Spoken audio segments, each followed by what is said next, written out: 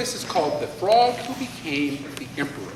And I'll tell you about the story after I finish it. Once upon a time, there was a man and a woman who were very poor, and they lived out in the country. And they were happy, but they were poor. And the woman was pregnant. She was going to have a baby. Well, since they were so poor, the husband had to go away while his wife was pregnant to earn some money because there were no jobs in the village where they lived. Before the man left, he said to his wife, he patted the baby in her stomach, and he said, "Honey, whether it's a boy or a girl, treat it with kindness and raise it with love until I get home." And she said, "Okay, I will." Well, of course, after he left, a month or two later, she had the baby. But folks, that baby didn't look like a boy or a girl. It looked like a frog. When the frog was born, she's thinking, "Oh, gosh." And she was really kind of disgusted. And then she remembered what her husband had said, to treat the baby with kindness and raise it with love. And that's what she did. So she treated that frog just like she would treat a regular child. Well, as the frog grew, it turned out that he was pretty smart. And he learned to talk. He was just like a human being, except that he looked like a frog. Well, as he grew smarter and smarter. Then one day, he and his mom were sitting and eating lunch, and he said, "Mother, Father is coming home. I must go meet him." And he got up from the table and walked out the door and went out and stood on the path. Well, sure enough, 10 minutes later, in walks the husband. "Wife, I'm home, where's our son? Or where's our child?" And she said, "You didn't see him? He was waiting for you on the path." And he says, "Well, I didn't see any kid out there." She says, "Well, it's because he looks like a frog." Oh, he says, "I did see an ugly frog out there." And the husband had the same feeling the woman did. He thought, "Oh my gosh, my son is a frog." And he started to feel disgusted. But then he remembered, you should treat children with kindness and raise them with love. And so his heart went out. And suddenly his son walked in. And the father said, "Son, how did you know that I was coming home?" And the frog said, "I just know. I know everything under the sun." And the father said, "Okay," because many children do believe that they know everything under the sun.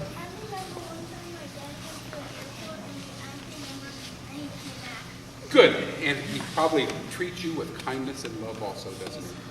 Okay. And so the frog and the family all bond, and they're being a good family. They eat dinner together, and they play together. They do all kinds of things. When suddenly one day the frog says, "Dad, you have to take me to the capital. The country is being attacked by foreign invaders, and I know what to do." Well, now by this time, the father was pretty impressed, and he knew that his son knew everything under the sun. So they go to the capital. And when they get inside, there's a big poster that says, "Our country is being invaded. We need help. Anybody who knows what to do and can have the hand of the princess, he can marry her and she will be his wife." Well, the frog walks up, takes that sign, and eats it.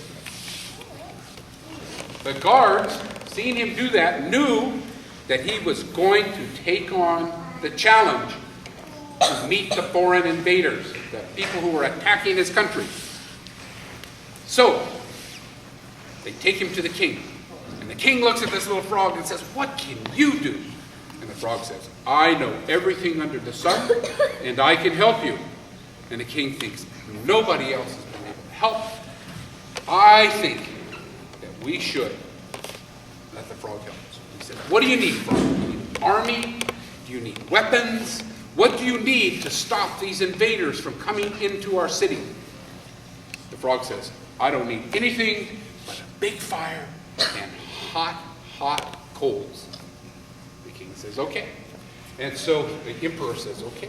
And so he builds a huge fire and hot, hot, hot coals. And the frog, for 3 days, stands in front of that fire, breathing in those hot fumes and getting it all inside his body.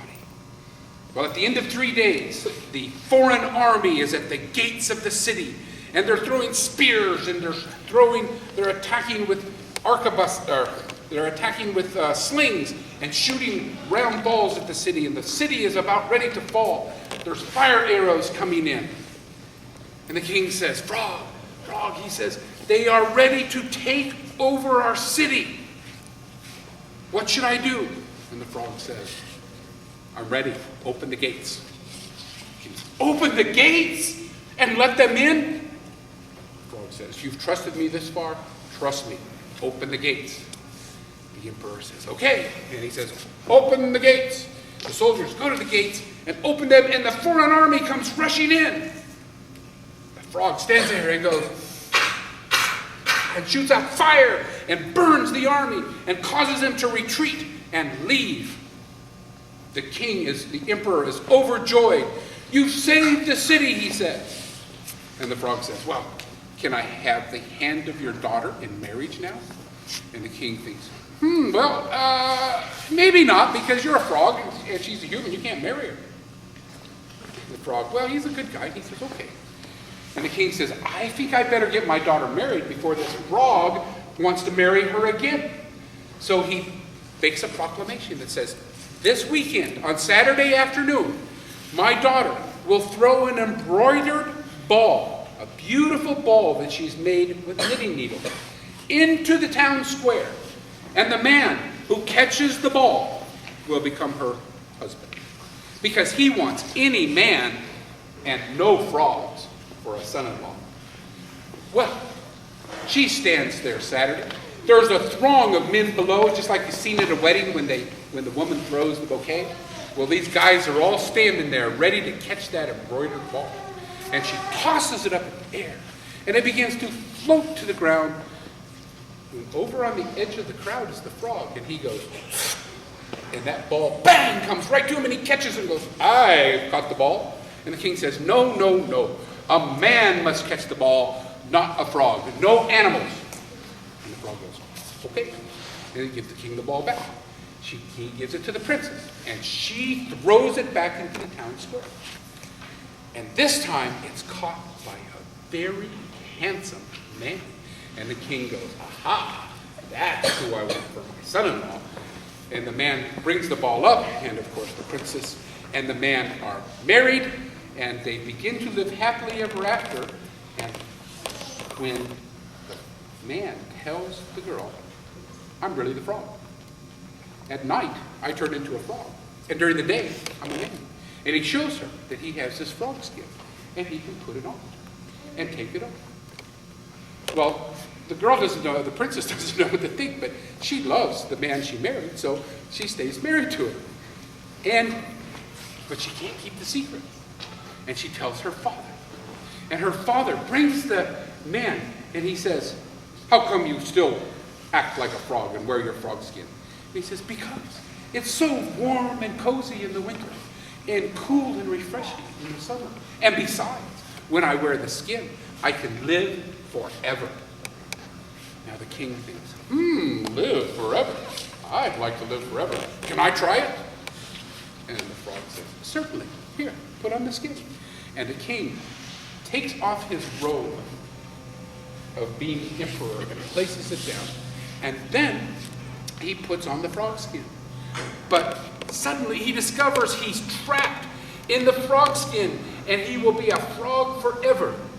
And the man goes and picks up the robe and puts it on, and he becomes the emperor. And you know what? Unless he's died, he's still alive. And that's the story of the frog who became the emperor. Is that kind of a strange story? I mean, real strange. I believe there's a lot of strange frog stories. You know, in other